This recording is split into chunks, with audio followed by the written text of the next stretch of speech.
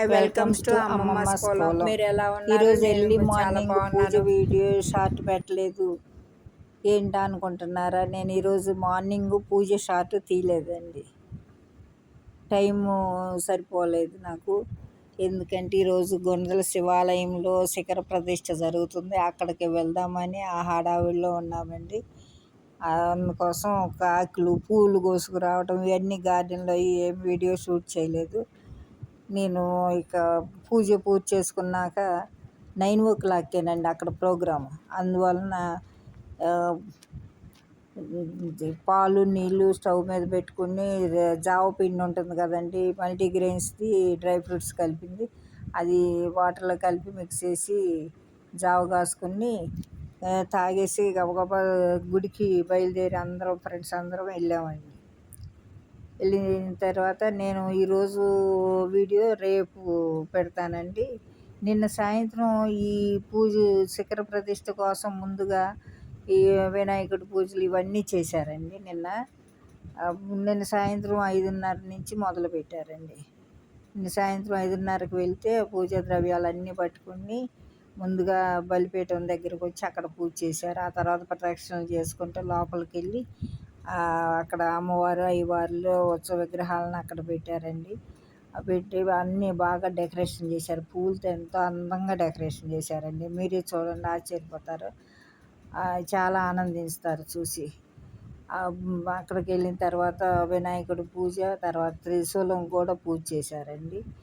ఆ త్రిశూలం అన్ని ఆయుధాల కన్నా గొప్ప ఆయుధం ఏదంటే త్రిశూలం అంటండి, పూజారి గారు చెప్తున్నారు.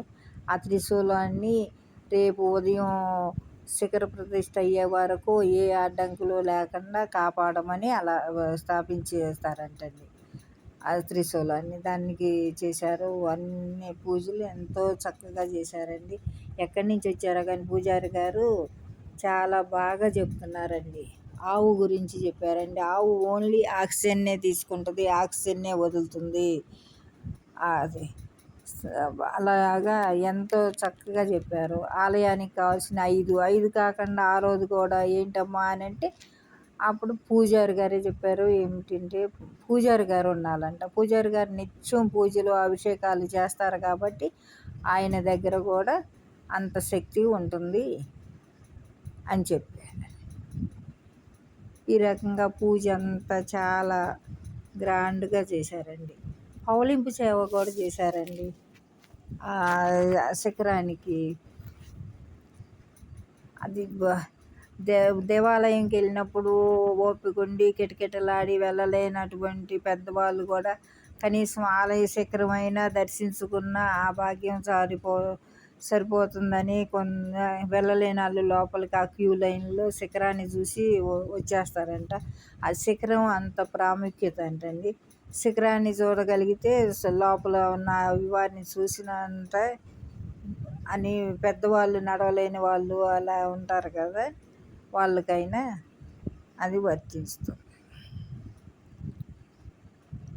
ఈ వీడియో కనుక మీకు నచ్చిందా అండి? నచ్చితే కనుక షేర్ చేసి, లైక్ చేసి, సబ్స్క్రైబ్ చేసుకోండి. ఈ పూజ మొత్తం వీడియో ఇలా పెట్టానండి. మీరు అందరూ చూసి ఆనందించండి. ఎలా ఉందండి పూజ? చూడండి, అమ్మవారిని అయ్యవారిని చూసిన కొద్దీ నందీశ్వరుడు కూడా ఎంతో అందంగా ఉన్నారండి.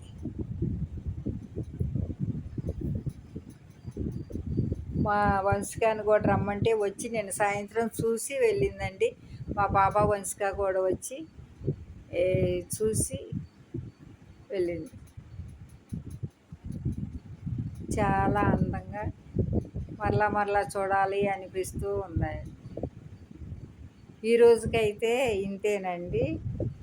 మరలా రేపు శిఖర ప్రతిష్ఠ వీడియోతో మీ ముందుకు వస్తాను. ఇంతేనండి. బై.